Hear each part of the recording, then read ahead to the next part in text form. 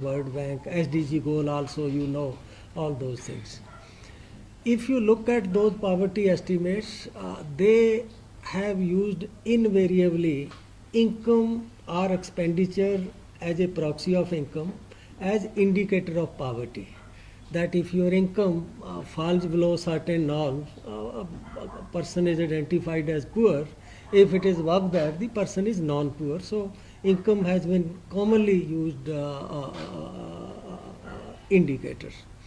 Planning Commission, erstwhile Planning Commission, also came from time to time with this. Then in the literature we found that there was critique, even way back when Dandekar and Roth came with their poverty line. There was a severe criticism by Professor B.K. R.V. Rao and Sukhatme. So since then there has been some criticism, but alternative was not there. So 10 years back in Oxford University, a group of scientists, they developed this multidimensional poverty, and Niti Aayog looked at it, and it was discussed internally under different meeting under chairperson of CEO, and Niti Aayog consciously decided to settle for it. The reason for choosing this, as an economist, I feel there are 4 or 5 strong reasons to go for this. The one reason is that that income, when we are using income as an indicator of poverty, income is a mean to achieve something. Income अपने आप में एक and नहीं है. हम income क्यों बढ़ाना चाहते हैं? ताकि लोगों को अच्छी हेल्थ ले सकें, अच्छा खाना खा सकें, उनका मकान अच्छा हो, घर अच्छा हो. तो ये सारे उनके गोल हैं, और जो उनकी डेप्रीवेशन हैं, जिन चीज़ों से वो वंचित हैं, वो उनसे वंचित ना रहें. तो एक हमने ये देखा कि इनकम अपने आप में एक जो है उसको हम कह सकते हैं कि ये नेसेसरी है, लेकिन सफिशेंट नहीं है लोगों की कंडीशन इम्प्रूव करने के लिए. और उसका गोल ये है कि डेप्रीवेशन को कम करना, लोगों की परिस्थिति को सुधार लाना. और जो MDPI इंडेक्स है उसने प्रिसाइजली यही किया कि हम इनकम को नहीं देखते, इनकम की वजह से लोगों की सेहत में क्या अच्छा हुआ, लोगों के एजुकेशन में क्या हुआ, लोगों के घरों में क्या परिवर्तन आया, स्टैंडर्ड ऑफ लिविंग में क्या परिवर्तन आया. तो पहला तो ये था कि इसने जो चीज़ें हम इनकम से अचीव करना चाहते हैं, जिसको हम नीति आयोग में आउटकम इंडिकेटर कहते हैं, तो ये MDPI गोल जो है ये आउटकम को देखता है, आउटकम को अचीव करने के लिए जो साधन है उसको नहीं देखता. जब हमने इसने में थोड़ा और गहराई में जाकर ये सोचा कि और लिमिटेशन क्या हो सकती है इनकम की, तो दूसरी उसकी लिमिटेशन ये है, किसी आदमी ने इनकम उसको हो गई, ये ज़रूरी नहीं है कि वो उस इनकम को अपने परिवार की वेलफेयर इम्प्रूव करने के लिए खर्च करे. कई बार आप जो गैर ज़रूरी सोशल कंजम्पशन एक्सपेंडिचर है उस पे खर्चा कर सकते हैं. कोई किसी फैमिली में ऐसा आदमी है कि वो जो फैमिली की वेलफेयर प्रमोट नहीं करती, इनकम से कोई एडिक्शन हो गया, उस पे पैसा खर्च दिया. तो ये दूसरा हमें ये था कि इनकम ज़रूरी नहीं है कि पूरे की पूरी इनकम जो है वो हाउस होल्ड की वेलफेयर के लिए जाए. तो ये हमें दूसरा उसका लिमिटेशन नज़र आया. तीसरा ये आया कि इनकम को एक्सपेंडिचर से लेते हैं, कंज्यूमर एक्सपेंडिचर का जो होता है डेटा, उसको इनकम का प्रॉक्सी मान के सभी स्टडीज़, प्लानिंग कमीशन के भी जितने पावर्टी के एस्टीमेट हैं वो उसको मान कर चले. अब एक्सपेंडिचर कोई फैमिली लोन लेकर भी कर सकती है. अक्सर लोग करते हैं कि आपने लोन लिया और उसको किया, और यदि आपकी क्षमता लोन लेने की नहीं थी, बाद में वो लोन आपकी कंडीशन इम्प्रूव करने की बजाय आपको डिटीरियोरेशन की ओर भी ले जा सकता है. तो एक फिर हमने ये देखा कि ये उसका लिमिटेशन कि जब आपने एक्सपेंडिचर को इनकम का प्रॉक्सी बनाया तो वो फिर इनकम से डेविएट हो गया. उससे कोई ज़रूरी नहीं है कि पॉजिटिव आउटकम हो, उसके नेगेटिव आउटकम भी हो सकते हैं. लास्ट जो हमने इंटरनली बहुत बड़ी चीज़ पाई, पावर्टी से लोगों को निकालने के लिए इनकम के अलावा सरकारें बहुत कुछ करती हैं. किसी को मकान बना के दे दिया, चाहे इनकम हुई चाहे नहीं हुई. गवर्नमेंट ने उसको मकान बना के दिया, उसकी कंडीशन इम्प्रूव हुई, सरकार ने उसे हर घर में नल और हर नल में जल दे दिया। तो जिस चीज़ पे उसको हज़ारों रुपए खर्च करके मिलना था वो उसको उसके बिना भी मिल गया। तो इनकम जो सरकारी एफर्ट से डेप्रीवेशन हटती है, economic condition of house hold में इम्प्रूवमेंट होता है, वो उसको भी कैप्चर नहीं करता। तो इन जो है लिमिटेशंस को देखते हुए नीति आयोग ने ये सोचा कि यदि कोई एक बेटर इंडिकेटर है हमें उस पर ट्राई करना चाहिए और लोगों को उस पर अपने विचार देने चाहिए। कोई उसमें यदि इम्प्रूवमेंट की गुंजाइश है आगे के लिए, वो भी फिर बाद में सोचा जा सकता है। लास्ट एक मैं भूल गया कि MDPI इंडेक्स की एक और खूबी जो मुझे बहुत अपील की, वो ये है, ये फ्लेक्सिबल है। आप चाहे इसमें से कुछ भी एक्सक्लूड कर दें, चाहे इसमें से कुछ भी इंक्लूड कर लें।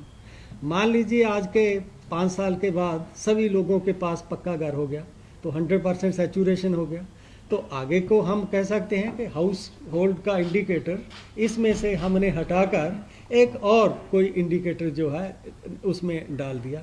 तो ये इसकी जो फ्लेक्सिबिलिटी है और इसमें जो डायनेमिज्म है जो इनकम में नहीं है, तो वो भी एक इसमें करने की संभावना थी। तो इसकी बैकग्राउंड में ये हमने तैयार किया है। अब मैं आपने कुछ अभी कहना चाहेंगे अर्जुन, उसके बाद में? जी जी। मैंने उसकी जो मुख्य उसके जो बेनिफिट्स हैं वो सब ऑलरेडी बताए। मैं उसमें एक और इंडिकेटेड इन्फॉर्मेशन कलेक्ट कर सकते हैं हर एक इंडिकेटर के हिसाब से, not just state wise but also district wise. So this is a very very powerful measure of poverty in the country. So NPA already उन्होंने बताया है कि बेसिकली ये स्टैटिस्टिकल मेजर जो सब तरह के डेप्रिवेशन को कोलेट करके हम उससे अल्टीमेटली निकालते हैं कि उस पर्टिकुलर राज्य में या उस पर्टिकुलर डिस्ट्रिक्ट में मल्टी डायमेंशनल पॉवर्टी कितनी है। तो उसमें हेड काउंट रेशियो भी निकलता है, उससे ये भी पता चलता है गरीब लोग कितने गरीब हैं, और एक NPA स्कोर भी होता है जो दोनों का कॉम्बिनेशन होता है। इससे क्या क्या एडवांटेजेस हैं आपके साथ, तो काफ़ी जो ऑलरेडी कवर कर ली है। उसके अलावा ये मॉनेटरी पॉवर्टी एस्टिमेट्स को कॉम्प्लीमेंट करता है। इससे हम over the period of time monetary जो मल्टी डायमेंशनल पॉवर्टी को ट्रैक कर सकते हैं, कैसे परफॉर्मेंस इंप्रूव हो रही है, ना ही सिर्फ nation wide but also state wide but also district wide. It can help in allocation of resources, किस स्कीम में जहाँ किस एरिया में डेप्रिवेशन ज़्यादा है तो वहाँ ज़्यादा रिसोर्सेज एलोकेट किए जा सकते हैं, किस एरिया में ज़्यादा रिफॉर्म्स को टारगेट करने की जरूरत है, वो भी इससे हमें आइडिया लगता है। इसके अंदर अक्रॉस सेक्टर्स एंड अक्रॉस सब नेशनल लेवल्स क्या पॉलिसी कोऑर्डिनेशन करना है। मैंने जैसे बोला स्टेट से डिस्ट्रिक्ट लेवल पर डिसएग्रीगेट होती है। और ये सब जो सस्टेनेबल डेवलपमेंट गोल 1.2 है जो बोलता है कि मल्टी डायमेंशनल पॉवर्टी या पॉवर्टी नेशनल मेजर जो भी है उसको हाफ करना है 2015 से 2030 के बीच में, उसको मेजर करने के लिए this multi dimensional poverty index comes in very very handy and ultimately objective is leaving no one behind. जो सरकार का भी जो मेन मोटिव है सबका साथ सबका विकास, उसके साथ इसको कॉम्प्लीमेंट करता है। एक ग्लोबल मेथडोलॉजी होती है, एल्कायर फॉस्टर मेथडोलॉजी कहते हैं, जिसके बेस पे मल्टी डायमेंशनल पॉवर्टी कैलकुलेट की जाती है। हमने उस ग्लोबल मेथडोलॉजी को अडॉप्ट करते हुए एक national multi dimensional poverty index बनाया है। मेथडोलॉजी बिल्कुल सेम है, इससे इतना फर्क है कि ग्लोबल जो मेथडोलॉजी है उसमें 10 इंडिकेटर लिए जाते हैं, हम लोग 12 इंडिकेटर लेते हैं, जिसमें दो एक मेटरनल हेल्थ और एक बैंक अकाउंट्स, ये 2 एडिशनल हम लोगों ने इंडिकेटर लिए keeping in view priority of the government of India. So broadly 3 तरह के उसमें जो कैटेगरीज होती है NPA में, एक हेल्थ, एजुकेशन और एसेट्स। तो हेल्थ में 3 इंडिकेटर हैं, education, child and adolescent mortality, maternal health जो तीसरा जो हमने ऐड किया। एजुकेशन में 2 है, ईयर्स ऑफ स्कूलिंग और school attendance. Similarly standard of living में 7 इंडिकेटर्स हैं, cooking fuel, sanitation, drinking water, housing, electricity, assets and bank accounts. और जैसा कि आप जानते हैं इसमें हर एक एरिया के लिए कुछ ना कुछ सरकार की स्कीमें चल रही है, चाहे प्रधानमंत्री आवास योजना है, चाहे सौभाग्य है जो बिजली के लिए, चाहे वो कुकिंग गैस के लिए उज्ज्वला योजना है, और ऐसे सैनिटेशन लिए स्वच्छ भारत योजना, और कुकिंग फ्यूल के लिए उज्ज्वला है ही है। तो हर एक जो डेप्रिवेशन इंडिकेटर है मल्टी डायमेंशनल पॉवर्टी इंडेक्स का, उसको टारगेट करने के लिए सरकार की कोई ना कोई स्कीमें बहुत तेजी से कार्य कर रही है और काफ़ी उस पर इम्प्रूवमेंट देखने को मिला है। तो एक हमने जो डिस्कशन पेपर जो हमने निकाला है, एक्चुअली मेन पर्पस आज इस मीटिंग का ये है कि हम लोगों ने एक नया डिस्कशन पेपर रिलीज किया है, जिसमें Oxford policy and human development initiative OPHI जो ग्लोबल एल्कायर फॉस्टर मेथडोलॉजी के जो जन्मदाता हैं, जिन्होंने इसकी जो मेथडोलॉजी का जन्म किया है, जो मेथडोलॉजी निकाली है, और एक यूनाइटेड नेशंस डेवलपमेंट प्रोग्राम। तो हमारा जो मेन एनपीआई रिपोर्ट जो है वो भी ओपीएचआई और यूएनडीपी के साथ ही मिलकर निकलती है, और उन्हीं के कोऑर्डिनेशन हम लोगों ने एक डिस्कशन पेपर आज हम रिलीज कर रहे हैं। तो पिछला जो हमारी रिपोर्ट थी, जो अभी तक हम 2 रिपोर्ट्स निकाल चुके हैं। जो पहली रिपोर्ट थी वो 2015-16 का जो एनएफएचएस 4 सर्वे था उस पर आधारित थी, और जो सेकंड रिपोर्ट जो हमने उसका अपडेटेड वर्जन निकाला वो 2019-21 एनएफएचएस 5 के डेटा पर आधारित थी। और तो वो जो पॉवर्टी का डेटा कैप्चर कर रहे थे वो या 2015-16 का था या 2019-21 का था। लेकिन एक हमें जो विचार किया हम लोगों ने नीति आयोग में कि हमारे पास 2005-6 से भी कोई कैसे पॉवर्टी मूव कर रही है देश में, उसके लिए वो कैप्चर करने के लिए कोई हमारे पास कोई मेथोडोलॉजी होनी चाहिए। उसी चीज के लिए हम लोगों ने ये आज डिस्कशन पेपर निकाला है। उसमें जो हमारा जो 12 इंडिकेटर्स हैं, 12 इंडिकेटर्स को हम बैकवर्ड कैलकुलेशन करके 2005-6 का हमने कैलकुलेशन किया, और उसके बेस पर हमने देखा कि कैसे पॉवर्टी मूव कर रही है उसके अंदर। किसके बेसिस पर निकाला वो? हाँ, नेशनल फैमिली जो एनएफएचएस डेटा के बेस पे ऑल 12 इंडिकेटर्स का जो है एएफ एल्गायर फॉस्टर मेथोडोलॉजी के हिसाब से हम लोगों ने पॉवर्टी कैलकुलेशन किया 2005-6 का। फिर उसके हिसाब से हमने 15-16 और 20-21 का था ही। फिर बीच में हम लोगों ने एक और हमने एक्सरसाइज करी जिसमें 2012-13 का हमने जो 13-14 का कैलकुलेशन किया और 2022-23 का, ताकि देखा जाए पिछले 9 सालों में पॉवर्टी में क्या इंप्रूवमेंट हुआ है।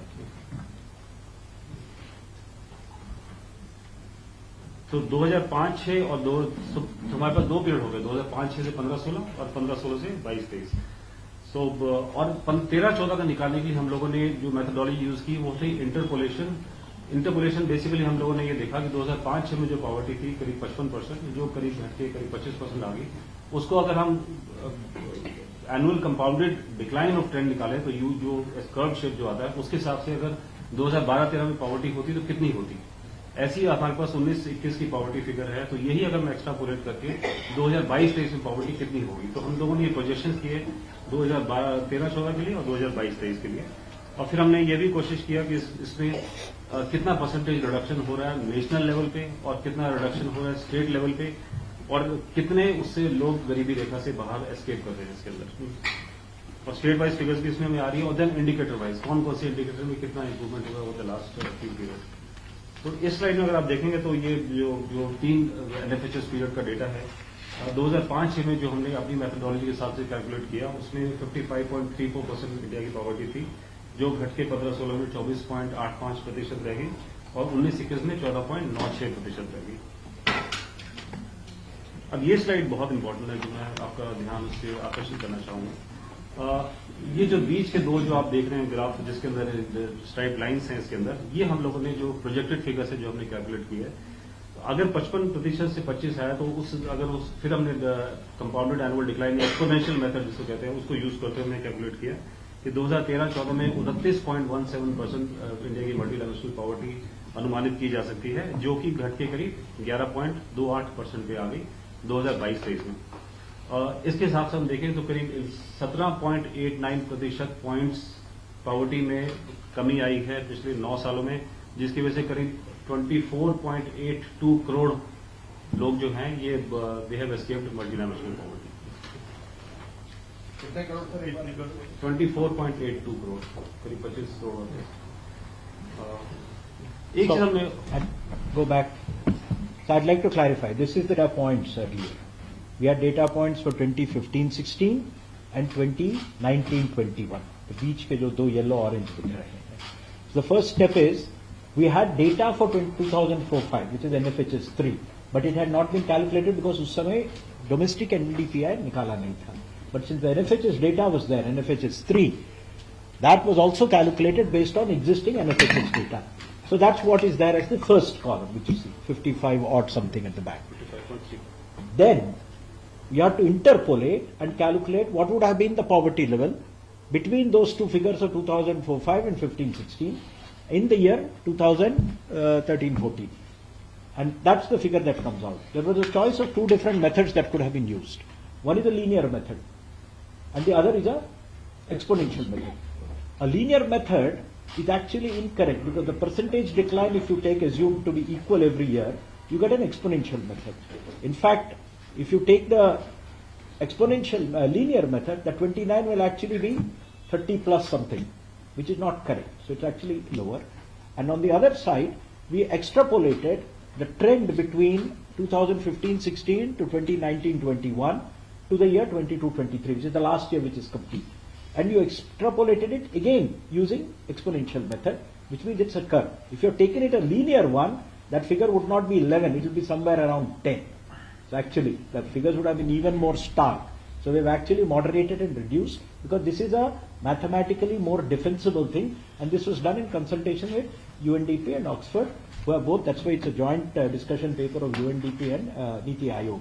And the key number to remember here is between 2013-14 and 22-23, I repeat, there has been a reduction in NDPI by 17.89 percentage points, and that translates to 24.82 crore people, say approximately 25 crore people escaping poverty in this time period.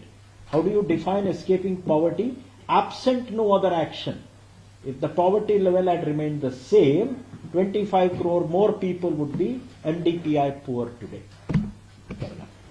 एक मैं supplement कर दूं CO साहब क्यों कि जो ये वास्तविक कैलकुलेशन है, ठीक है, 15, 16 और 19, 21 जो कि प्रेजेंट गवर्नमेंट के आधे पीरियड को रिप्रेजेंट करता है, 4.5 साल में कितनी कमी हुई 15, 16 और 19, 21 में।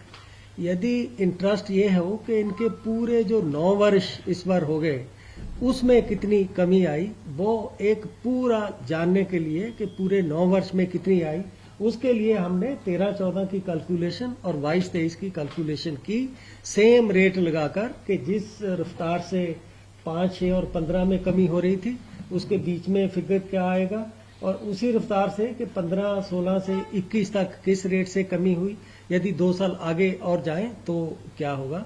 ये स्टैंडर्ड प्रैक्टिस है। जैसे आप जानते हैं कि पॉपुलेशन सेंसस 10 साल में होता है, 11 में हुआ, फिर 21 में हुआ, 14 में क्या पॉपुलेशन होगी, तो उसको हम एक इंटरपोलेशन करते हैं जो कि एक स्टैंडर्ड स्टैटिस्टिकल मेथड है। वो एक्सरसाइज करके हमने इस सरकार के पूरे 9 वर्ष का पॉवर्टी में मूल्यांकन करने के लिए उन दोनों ईयर्स का भी फिगर दिया, 13-14 का भी और 22-23 का भी।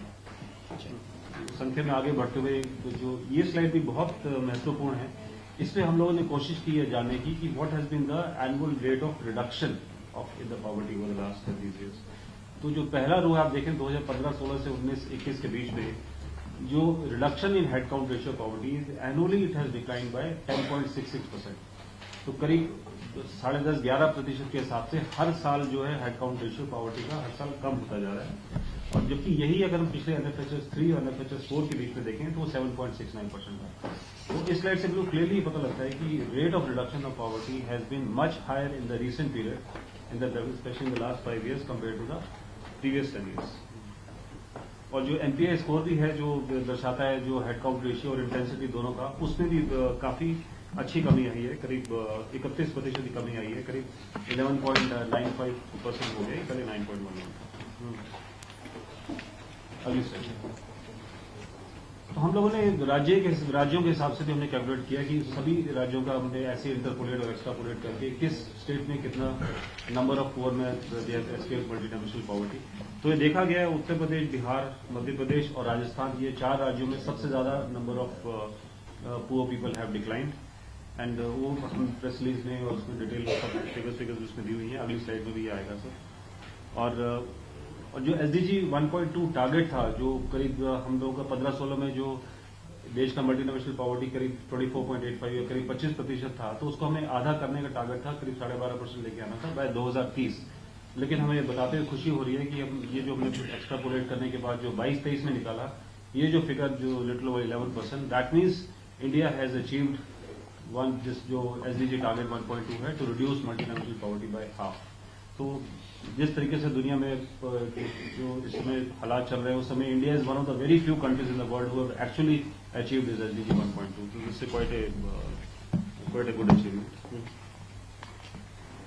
और एक और चीज हमें बड़ा अच्छी चीज हमें पता चली इस डिस्कशन पेपर के लिए जो एनालिसिस करते दौरान कि जो राज्य जिन लोगों की पॉवर्टी रेट्स बहुत ज्यादा थी उनकी पॉवर्टी बहुत तेजी से गिरी है compare to other states which are lower poverty. In fact जो परसेंटेज डिक्लाइन की है जो बात कर रहे हैं annual rate of change of decline in poverty, वो भी जो ज्यादा गरीब राज्य उनकी काफी तेजी। तो इसलिए इससे हम ये भी उससे कंक्लूड कर सकते हैं कि जो देयर हैव बीन जो डिस्पैरिटीज की हम बात करते हैं, जो डिवाइड और जो रिच पुअर डिवाइड, सो डिस्पैरिटीज भी इसका मतलब कम हो रही है इस देश के अंदर after the lot of initiatives of the इस स्लाइड में हमने वो परसेंटेज वाइज फिगर दी हुई है। सो ये रिपोर्ट में सब डिटेल में है, तो मैं इसमें जाऊँगा। जैसे मैंने बोला बिहार और ये उत्तर प्रदेश, ये कुछ राज्य हैं, राजस्थान, मध्य प्रदेश, जिन्होंने सबसे ज्यादा पॉवर्टी में डिक्लाइन किया है। नेक्स्ट स्लाइड में नंबर भी हैं इसके ऊपर। तो उत्तर प्रदेश में करीब 5.94 crore people have escaped multi dimensional poverty, which is highest in the country. This is followed by Bihar, जिसमें 3.77 करोड़ का रिडक्शन हुआ है, फॉलोड बाय मध्य प्रदेश, जिसमें करीब 2.30 करोड़ का रिडक्शन हुआ है, और राजस्थान जिसमें 1.87 करोड़ है। ऐसे ही बाकी सब राज्यों का भी फिगर है, और यूनियन टेरिटरीज का जहां जहां अवेलेबल था। ये लिमिटेशंस तो मेंबर साहब ने ऑलरेडी बता दिए, मैं उसको रिपीट नहीं करना चाहूंगा। इसके साथ मैं अपनी प्रेजेंटेशन खत्म करता हूँ, और आपसे अनुरोध है कि आपके जो सवाल हैं, thank you so much.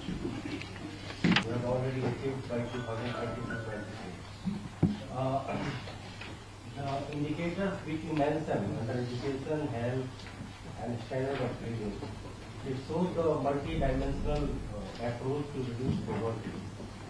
My question is, कि आपका achievement तो हुआ, if there would have been no leakages, corruption, maladministration, and so many problems which generally arise during governance or implementation of several legislation.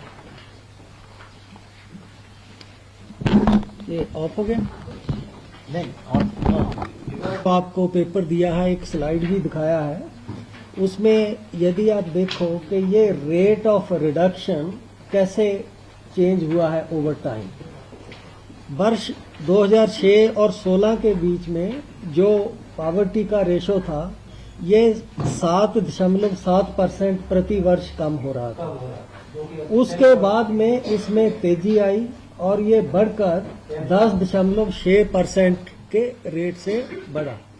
तो यदि जो कोई factor constraints बनते हैं पॉवर्टी का गोल अचीव करने में, उनका जो कंस्ट्रेंट बनना 2015-16 के बाद बहुत कम हुआ है। मतलब उसकी ये इंटरप्रिटेशन हम कर सकते हैं कि 2015-16 के बाद ये तेजी आना, इसमें जो rate of reduction in poverty है, वो ये भी शो करता है कि डिलीवरी सिस्टम और गवर्नेंस में भी इम्प्रूवमेंट हुई, तभी ये इतना तेजी से ये जो है रेट नीचे आया। कमिश्नर ने सही बताया factors. One is improvement in governance and delivery. That's one. And two, more and more targeted schemes being launched will literally get mapped onto each of your indicators. Some were there before 2015-16, but many more were launched. And that's why the impact is actually visible much more. This is something we discovered when we started doing the analysis, that the rate is somehow being correlated with the number of programs which are directed at each of the indicators. If you look at the 12 indicators, and the paper is going to be on the website in the next half an hour or so, you will see that there is a scheme which is targeting every indicator, which is very unique. Hi, Sapna, enough better. And in your discussion paper, the slide on limitation. So can we have a copy of that? And third, just want to understand per capita income also must have gone up. Anything on that? I mean, is there a wider more solid? After 13-14, if you look at the conscious effort to promote inclusive development, to reduce deprivation, like you see, houselessness का खत्म करना, इतने लोगों का जो health में जो है अपना आयुष्मान भारत में लोगों को लेकर आना, तो ये जो डेवलपमेंट के इंडिकेटर 13-14 के बाद में शुरू हुए सरकार की ओर से, ये रादर जिन स्टेट में इनकम ज्यादा नहीं थी उन पे ज्यादा टारगेटेड थे, क्योंकि टारगेटेड इंक्लूसिव ग्रोथ पे इसका था। तो इसकी वजह से, क्योंकि एक डोमिनेंट इफेक्ट गवर्नमेंट के एफर्ट का इन जो डेप्रीवेशन को कम करने में, मल्टी डिमेंशनल पॉवर्टी को कम करने में है, वो आपको नजर आएगा। मेरा अपना ये हाइपोथेसिस है, हम देखकर आपका आंसर एग्जैक्ट दे सकते हैं कि पॉवर्टी रिडक्शन और इनकम के बीच में relationship because of dominance of government initiative weak हुआ होगा, लेकिन उसको देखा जा सकता है कि वो उसका क्या है। वो ऐसा नहीं कि वो इम्पोर्टेंट नहीं है, जैसे हमने कहा वो एक मीन है, ठीक है। जो मैंने चौथी लिमिटेशन आपको कही थी कि इनकम इंडिकेटर का एक ही सबसे बड़ा एक लिमिटेशन है कि ये सरकार द्वारा उठाए गए कदम जो डायरेक्टली टारगेट करते हैं पॉवर्टी को नीचे करने के लिए, उनको कैप्चर नहीं करता। अब चाहे किसी हाउस होल्ड की इनकम में नहीं भी इंक्रीज हुआ, लेकिन उसको यदि हाउसलेस था, हाउसलेस बनाने का अपॉर्चुनिटी मिला प्रधानमंत्री आवास योजना में। उसको पहले इंश्योरेंस नहीं था हेल्थ के लिए, लेकिन अब वो उससे डिप्राइव्ड नहीं है, उसको वो इंश्योरेंस कराने का मिला। साक्षर भारत में एजुकेशन में आने का जो है अपॉर्चुनिटी मिला। तो ये दोनों चीजों का कंबाइंड इफेक्ट है इसमें। Because of rising dominance of government initiative after 13-14, the effect of income, I feel, will get diluted, but it will certainly be there. Sir इसमें 19 पॉइंट समथिंग डिक्लाइन आया है, यानी माना जाए 10 साल 9 साल वो कैसे बेटर है? ऐसा है, पावर्टी एक रेशो है, ज्यों-ज्यों वो नीचे को जाती है उसमें परसेंटेज पॉइंट डिक्लाइन होने की पॉसिबिलिटी कम हो जाती है। जब पावर्टी 50% है तो आप कोशिश करोगे उसको 40% लाने का, और आएगी भी, जो कि 25% डिक्लाइन है, 50 से 40 पर लाए। लेकिन जहां पावर्टी 3% है, आप वहां 10 परसेंटेज पॉइंट डिक्लाइन नहीं ला सकते, आप वहां पर मैक्सिमम 3 परसेंटेज पॉइंट ही डिक्लाइन ला सकते हैं। तो जो पावर्टी का एब्सोल्यूट लेवल और परसेंटेज पॉइंट डिक्लाइन है, इसका नेगेटिव रिलेशन होता है हमेशा ही हर जगह। एप्रोप्रिएट चीज इसमें ये आती है कि आप रेट ऑफ डिक्लाइन कैसे देखते हो। जो सीओ साहब ने कहा कि हमने लीनियर मेथड नहीं लगाया, एक्सपोनेंशियल मेथड लगाया है। यदि आप इनका बिहेवियर देखो तो ये क्या कह रहा है कि ये ऐसे नहीं है कि ये 0 हो जाएगा और नीचे चलेगा, ये ऐसे एक कर्व के तौर पर है। तो जब पावर्टी काफी नीचे चली जाती है, जैसे पंजाब है, हरियाणा है, केरला है, कि वहां पर वो 4% 3% पहुंच गई, तो आप ये नहीं उसको कंपैरिजन कर सकते कि जब 20 थी तब तो वो 10 पे आ गई, अब वो जो 4 है वो 2 पे या 2 वाली 1 पे क्यों नहीं चली गई। हायर लेवल पे परसेंटेज पॉइंट रिडक्शन की गुंजाइश ज्यादा होती है, लोअर लेवल पे परसेंटेज पॉइंट रिडक्शन की गुंजाइश कम होती है। एफर्ट का इंडिकेटर है rate at which poverty decline. यदि वो रेट मेंटेन्ड है या एक्सेलरेट होता है तो इसका मतलब है कि आपकी एफर्ट्स जो है एक बेटर रिजल्ट शो कर रही है। वेरी सिंपल, 50 से 80 पहुंचना आसान होता है, जिसको ऑलरेडी 95 आ रहा है ना, उसको 96 पहुंचना ज्यादा मुश्किल होता है, number 1। Number 2, what matters, as member has said, is the percentage improvement. You see the percentage improvement on that, the base matters. When the base is 55, a reduction of 25 on 55 is about 45%. When the base is 15, reducing it to 10, the reduction is 35%. So it all depends on what the base is. So as the poverty level reduces, the absolute reduction may be less, the rate of reduction can be higher or lower depending on your performance. And आपके एक answer करते हुए आपने कहा था per capita income आपने पूछा था. No, okay. In per capita income, the simple point is per capita income itself has some effect, and there has been a remarkable increase in per capita income in the last 10 years. There is no doubt about it. Our country's GDP has grown up dramatically, so per capita income has also grown dramatically. But left to itself, how will per capita income impact these indicators? It's a trickle-down effect. So maybe we would have taken twice the amount of time or thrice the amount of time to have the same impact. So you are tackling it with the growth of the economy, but you are also tackling with direct interventions at the bottom, and these are all, as member has said, are not income indicators. They are either asset indicators or consumption indicators and their proxies. So you have hit them directly. 2, the per capita income doesn't capture a lot of government transfers. Pradhan Mantri Garib Kalyan Anna Yojana, which is keeping away from hunger and giving you nutrition. That's not getting captured. Whereas the MDPI, which is a globally recognized index, captures the actual distribution of individuals. So just a small one here, since you answered very kindly, thank you. In the 2019-21 data, 30% of sample household represent COVID period. if COVID was not included in 2019-21, the reduction would have been much, much larger. So since 30% sample 2019 to 2021, so it was, COVID was there. If COVID impact was not there, the reduction would have been much higher. Just to add, direct intervention for the very bottom of the pyramid as well as the general economic growth, which has resulted in this reduction in poverty. But sir, after the pandemic, that many economists have pointed out that there's a K-shaped recovery, where if we look at the consumption on the rural side, it is not as spectacular as on the high income side, which is reflected in the air travel or SUV sales. So how does it will it affect going forward in the next few years? You see, over time, even in case of rural expenditure, diversification happens. But growth you are seeing in, say, air travel, aviation, etc., is not rural-urban aspect. It is that over time, because of this infrastructure, because of need for faster mobility, because of better affordability, both in rural as well as in urban area, you will find that that kind of demand has risen over time. And I don't think there is any evidence that shows that in a rural area the growth rate has not picked as fast as in urban area.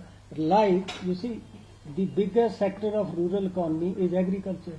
The growth in agriculture during last 9 years has accelerated compared to any other previous decades. So I don't think that rural area did not benefit to the extent urban area benefit. And we forget one thing.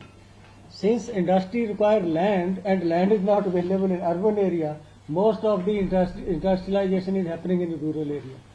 We don't realize it. I have estimates of income that up to 11, 12, that much of the growth in industrialization is now happening in rural India, not in urban India. आपके पास land कहाँ है urban India में? आप कोई agree export zone, special economic zone, special industry setup करते हैं, अब कहाँ करते हैं? Outside city. And definition of rural is anything that is not urban is rural. So this is how, in fact, in rural area, economic activity is growing faster, much faster. see, this is not a report about U-shaped, K-shaped, Y-shaped, or Z-shaped growth or anything like that. Well, I mean, I disagree with that. The important point is, MDPI measures poverty through indicators which actually measure either their assets or their direct consumption. That is not affected, and that has actually improved over the years. And I think that's what matters. Whether it is coming down because of a trickle-down effect or because of direct intervention, that requires a further detailed study. But the fact is, MDPI in totality is falling. And I mean, it's a matter of pride that we have probably achieved SDG 1.2 about 5 years, 6 years before time. Sir, you mentioned from 25% to 11.28% in 2023. That's in a matter of 2030. So going by this pace, do you think it will be removed, the MDPI poverty will be removed in the next 5 years? How it is happening? As he asked that question, that poverty declined from 10 to 5. In the next 5 years, should it be 5 to 0? Because from 10 to 5 percentage point decline. So will it be 5 to 0? The decline of poverty, that declining from 10 to 5 is 50% reduction. Further 50% reduction implies 5 to 2.5. Further 50% implies 2.5 to 1.25. As you move towards horizontal axis, it becomes asymptote. That is true even in case of when global community says there is zero hunger. That means hunger is below 2%. It's not that it is not there at all. Because some points you can't eliminate at all. So as long as the kind of change is what was presented in his table, that rate of reduction, if it is getting accelerated and over time because of better capacity of the state, the rate should increase. As long as we are able to maintain that rate, we are in the right track, we are in the right direction. Anyway, just to answer, the government has a goal that MDPI should go below 1%. And as and when we release the vision document, you will get to know that there is a goal for reducing it below 1%. So more than 99% are not MDPI pure is a valid goal. It can never be 100. It will be over 99%. Sir, Yeah. but in the absence of, we assume this census data 2021, so considering this data, you're projecting that poverty, multidimensional poverty has come down to approximately 28%. So assuming like 140 crore population in 22-23, so is it correct like to, in absolute numbers, to have the poverty numbers 15.79 crores or so? Or versus like, so what were the previous numbers in absolute numbers? In absolute numbers. Secondly, from page 9, in your presentation, indicator-wise performance, page 9. So, with the data on the housing, the deprivation is still like 41.37%, 29-21, which came down like roughly by 4 percentage points over a period of 5 years from 2015-16. So, what will be the estimate in 22-23, considering that this housing deprivation is coming down by 1 percentage point every year? So going forward, how will you see like what needs to be done on the housing front when we have a project of the housing for all, and it is showing like nearly 40% population is still deprivation on the housing end. Thank you. Okay, let me tell you. First question, I think the population, because the projections are for 22-23. 23-24 is a chalu year. It's still going on, right? So the population was used as on 22-23. So it's a projection, and I think it was 138 crores. 138 crores is the base, so you can do the rest of the maths. It's quite easy. The second one which you said, which is this issue of housing, two things. You will realize that massive expansion in Pradhan Mantri Awas Yojana that's happening over the last few years. It takes a while for the house to get complete. It takes 2 construction seasons. So, 18 to 24 months. You will see this impact as and when the next NFHS is done. You will see a dramatic decline in the housing one. 2, there is a definitional issue on housing, on which also there is a certain debate in government. Yogesh will explain. In housing issue, there are 2 types of departments. So there's a national sample survey NSS done by MOSPI, and then there's a national family health survey which is conducted by Minister Survey and WS. So the definition of the kacha pakka house are different in these 2 surveys. So in fact, we had a meeting. In the definition of NFH is much more stringent. It takes, if floor is also pakka only, then it takes the house as pakka. Whereas in NSS, if walls and roof are pakka, then the house is taken as pakka. So we are looking to that particular issue. I think because there was another issue like the house is made of bamboo in the northeastern part of the region. Because there people feel that this is a pakka house, but as per definition, this is still a kacha house. So those are issues we're still deliberating into. And what the CEO said is that I think the housing getting completed and this definition issue is resolved between different ministries, we can see substantial improvement in housing. I'll explain that. In NSS uses slightly different methodology for classifying the house as not pakka.